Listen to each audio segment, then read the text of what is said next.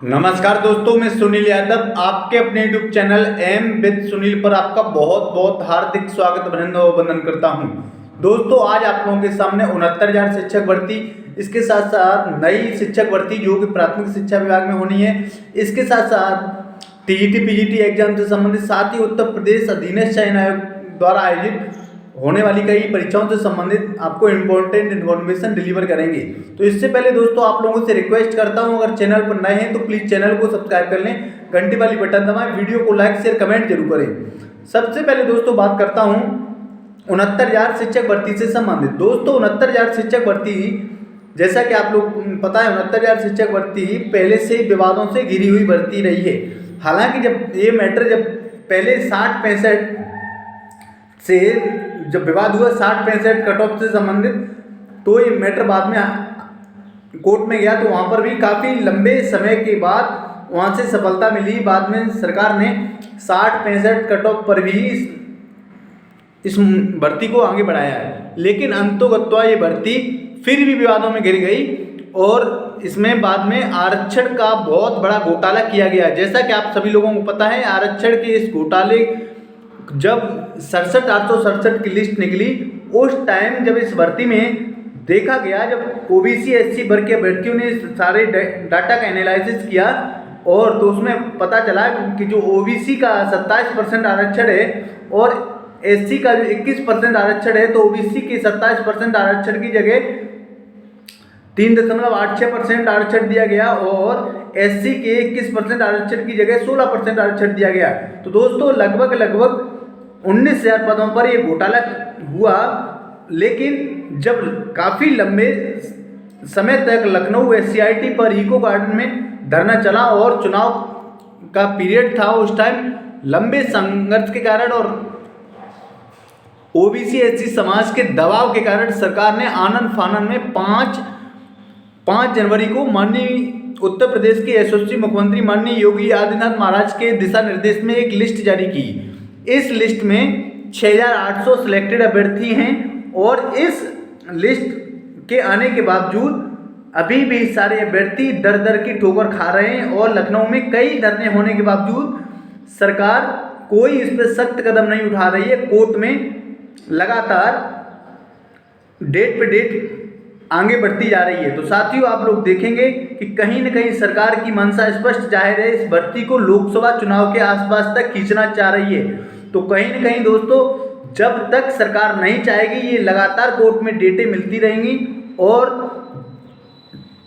जो भी पीड़ित अभ्यर्थी हैं, हम सब आरक्षण पीड़ित अभ्यर्थी हैं, उनका अहित हो रहा है हद से हद, क्योंकि लगभग वैसे ही हम लोग 2 साल से ज़्यादा हम लोग वैसे ही लेट हो गए। सरकार ने जब से लिस्ट निकाली तब से अगर अभी भी अगर देख लेते तो कम से कम 11 महीना होने को जा रहे हैं, अभी भी हम लोग अपने अपने विद्यालयों में नहीं पहुँचे।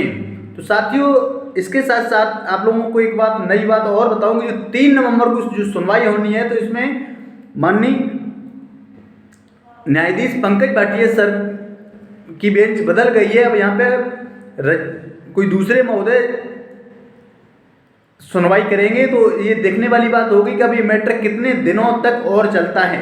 लेकिन अगर सरकार इस मैटर में को जल्दी से जल्दी सुलझाना चाह रही है, तो सरकार अपने पक्ष को जो भी उनसे डिटेल मांगी जाती है कोर्ट में मजबूती के साथ रखे और 6,800 पीड़ित अभ्यर्थियों के साथ न्याय करेगी। लेकिन साथियों इसमें एक बहुत बड़ी बात इसमें ये है कि सरकार एक तरफ तो 6,800 जो सिलेक्टेड अभ्यर्थी हैं इनका भी भला चाहती है, साथ ही साथ अगर कोर्ट ये जवाब मांगती है कि जो आपने इनकी जगह जनरल वर्ग के अभ्यर्थियों को सिलेक्ट किया है तो उनका क्या होगा, तो सरकार उन अभ्यर्थियों को भी नहीं निकालना चाह रही है। तो साथियों ये देखने वाली बात होगी कि 3 नवंबर को क्या होता है। लेकिन ये श्योर है, नियुक्ति जरूर मिलेगी, लेकिन टाइम बहुत लगने की संभावना बन रही है।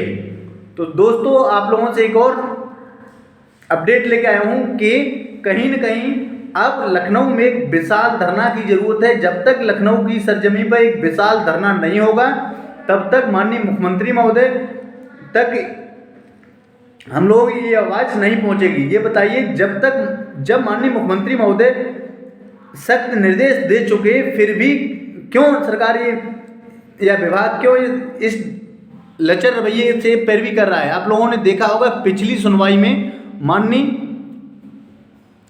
जज महोदय ने जब पूछा तो वहाँ पर भी सरकार के वकील स्पष्ट तरीके से नहीं बता पाए और उन्होंने लगातार टाइम मांगते रहे। जैसा मुझे संभावनाएं लग रही हैं, अगर कोई विशाल आंदोलन नहीं किया गया तो लगातार फिर सरकार डेट मांगती रहेगी और आगे ये मैटर तब तक खिंचता रहेगा जब तक कि लोकसभा चुनाव के आसपास। तो संभवतः आप लोग देख रहे होंगे लगभग लोकसभा चुनाव के लगभग 1 साल से ज़्यादा का समय है और अगर इतना और वैसे ही आर्थिक, मानसिक, शारीरिक रूप से हम सब लोग प्रताड़ित हैं। तो इसलिए सभी भाइयों से, बहनों से निवेदन है जो 6800 की लिस्ट में सिलेक्टेड हैं, एक नई स्ट्रेटजी बनाएं और नवंबर में 1 नवंबर या 2 नवंबर से पहले कोई विशाल धरना लखनऊ में जरूर होना चाहिए। ऐसा मेरा पर्सनल विचार है। आप लोग अगर सहमत हैं तो प्लीज़ कमेंट करके बताइए और सोशल मीडिया के माध्यम से जरूर हम सब लोग एकत्र हों और जल्द से जल्द लखनऊ में विशाल धरना होना चाहिए।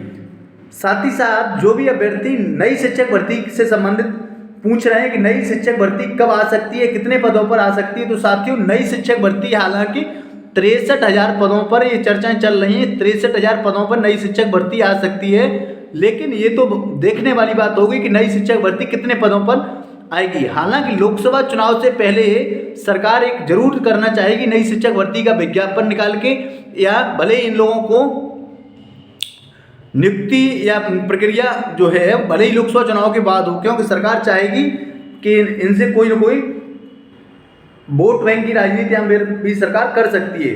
तो साथियों आप लोगों से पुनः रिक्वेस्ट है कि जो अपनी तैयारी कर रहे हैं किसी भी लेवल की तैयारी कंटिन्यू जारी रखें।